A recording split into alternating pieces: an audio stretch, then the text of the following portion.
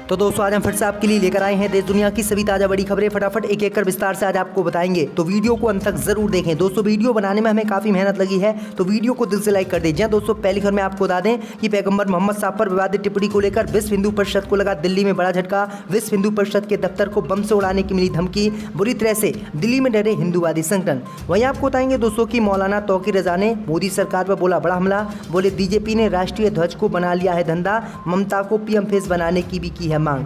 वहीं आपको बताएंगे दोस्तों कि कांग्रेस के बाद आप सांसद संजय सिंह राज्यसभा से सस्पेंड, नारेबाजी और मोदी सरकार का विरोध करने का लगा आरोप। वहीं आपको बताएंगे दोस्तों कि यूपी के सहारनपुर में कांवड़ियों की सेवा करने पर मुस्लिम युवक की जमकर हुई पिटाई, पुलिस ने दर्ज किया मामला। वहीं आपको बताएंगे दोस्तों कि भूख हड़ताल पर बैठे यासीन मलिक की तबीयत बिगड़ी, दिल्ली के अस्पताल में कराए गए भर्ती, लेकिन इलाज कराने से किया उन्होंने इनकार। वहीं आपको बताएंगे दोस्तों कि सोनिया गांधी के बचाव में आए गुलाम नबी आज़ाद, बोले बेचारी औरत को परेशान मत करो। तो दोस्तों सभी खबरों को आपको एक एक कर बताने वाले हैं। वीडियो को लाइक और चैनल को सब्सक्राइब कर दें और हमें कमेंट करके बताएं कि आपके जिले किस राज्य से हमारी खबरों को देख रहे हैं। इसी बीच पर तो दोस्तों अगली खबर की ओर, तो विश्व हिंदू परिषद के दफ्तर को बम से उड़ाने की मिली धमकी, दिल्ली में हिंदू संगठनों को झटका। जय दोस्तों आपको बता दें कि नई दिल्ली के झंडे वालान स्थित विश्व हिंदू परिषद के ऑफिस में घुसकर दिन दहाड़े एक शख्स ने विश्व हिंदू परिषद के कार्यालय को बम से उड़ाने की धमकी दी है, जिसके बाद हिंदू संगठनों में डर का माहौल हो गया है। दरअसल आपको बता दें कि वहां मौजूदा कार्यकर्ताओं ने तुरंत उस धमकी देने वाले शख्स को पकड़ लिया और कमरे में बंद कर दिया।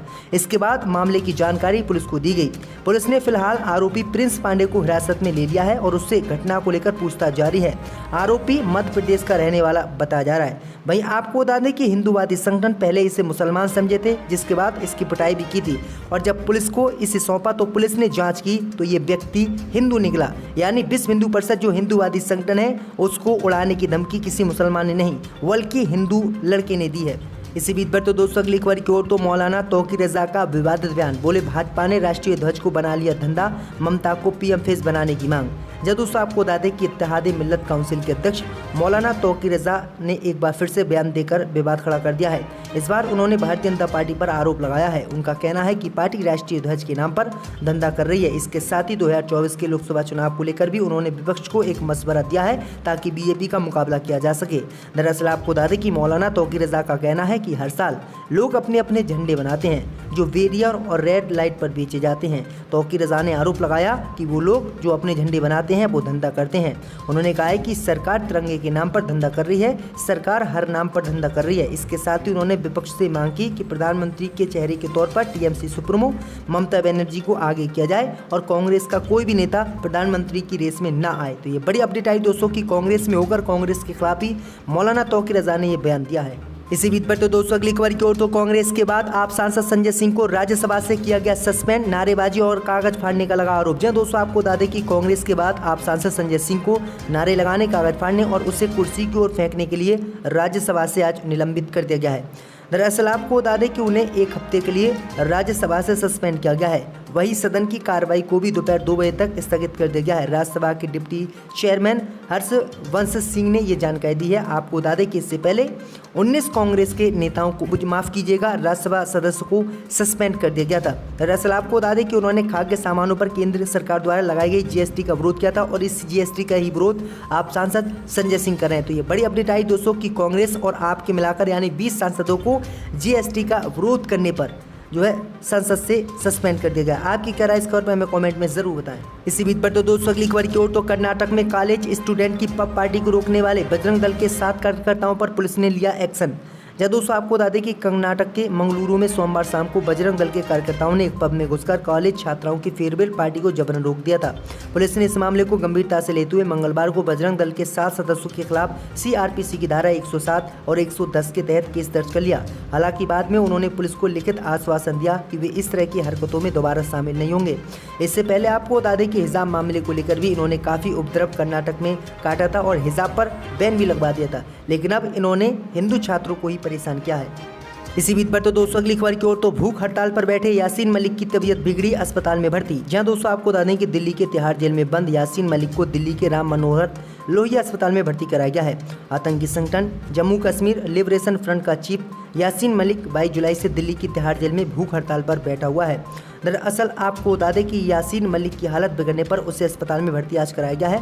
बता दें कि टेरर फंडिंग केस में यासीन मलिक दिल्ली की तिहाड़ जेल में उम्र कैद की सजा काट रहा है। तिहाड़ जेल के सूत्रों ने बताया कि उसके ब्लड प्रेशर के उतार चढ़ाव के चलते उसकी तबीयत खराब हुई है और फिर उसे अनंतपुरम में राम मनोहर लोहिया अस्पताल दिल्ली में भर्ती कराया गया है। आतंकी यासीन मलिक का कहना है कि उसका मामला विचाराधीन चल रहा है, उसके केस की सही से जांच नहीं की जा रही है, इसलिए वह भूख हड़ताल पर बैठा था। इसी बीच पर तो दोस्तों अगली खबर की ओर तो उत्तर प्रदेश में कांवड़ियों की सेवा करने पर मुस्लिम युवक की पिटाई। या दोस्तों आपको बता दें कि यूपी के सहारनपुर में कांवड़ियों की सेवा करने पर काजी फरहान नाम के मुस्लिम युवक पर अज्ञात हमलावरों ने धारदार हथियार से हमला कर दिया है। सावन में भगवान शंकर की भक्ति में लीन होकर कांवड़ यात्रा पर जाने वाले हिंदुओं की सेवा पर यूपी के सहारनपुर में बुरी तरह से इस मुस्लिम युवक को पीटा है। अज्ञात हमलावरों ने मंगलवार की देर काजी फरहान नाम के युवक पर रात हथियारों से हमला कर उसे घायल कर दिया। इस हमले में फरहान के नाक की हड्डी टूट गई है और सिर तथा एक आंख में गहरी चोट आई है। फरहान का कहना है कि उसने एक मंदिर में दर्शन किया था तथा कांवड़ियों की सेवा की थी, इसीलिए उस पर हमला किया गया है। इस मामले में पुलिस ने मामला दर्ज कर लिया है। थाना मंडी पुलिस द्वारा सुसंगत धाराओं में मामला दर्ज किया गया है। फरहान का आरोप है कि मंगलवार की रात को घर के बाहर लगे शिविर में वे सेवा कर रहे थे तो उसी समय ये हमला उन पर हुआ है। इसी बीच पर तो दोस्तों अगली खबर की ओर तो तालिबान के कारण 27 लाख लोग बन गए रेफ्यूजी, भूखमरी की कगार पर पहुंचा अफगानिस्तान। यह दोस्तों आपको बता दें कि अफगानिस्तान में तालिबान के आने के बाद से देश की स्थिति चरमरा सी गई है। पहले तो वहां महिलाओं लड़कियों से जुड़े मानव अधिकारों को खत्म कर दिए गए। अब खबर है कि अफगान नागरिक देश छोड़कर भाग रहे हैं। एक रिपोर्ट के मुताबिक दुनिया के देशों में अब तक 27 लाख अफगान शरणार्थी 98 देशों में फैल गए हैं। 27 लाख लोगों के पलायन के साथ अफगानिस्तान दुनिया के तीसरे बड़े शरणार्थियों की लिस्ट में शामिल हो गया है। दरअसल आपको बता दें कि जब तालिबान ने अफगानिस्तान पर कब्जा किया था तब वहां से कई लोग देश छोड़ भागने लगे थे। हजारों लोगों की मौत भी हुई थी। इसी बीच पर तो दोस्तों अगली खबर की ओर तो ओम प्रकाश राजभर से गठबंधन तोड़ने से सपा को हुआ फायदा। या दोस्तों आपको बता दें कि ओपी राजभर की सुबह सपा के समाजवादी पार्टी गठबंधन से अलग होने के फायदे और नुकसान का आकलन शुरू हो चुका है। इस बीच पहले इस गठजोड़ में रहे दो क्षेत्रीय दल सपा से नज़दीकी बनाने में दिलचस्पी दिखा रहे हैं। दरअसल आपको बता दें कि उत्तर प्रदेश में सपा के साथ मिलकर पिछला राज्य विधानसभा चुनाव लड़ चुके जनवादी पार्टी यानी सोशलिस्ट और महान दल ने चुनाव में सफलता नहीं मिलने के बाद गठबंधन से नाता तोड़ लिया था।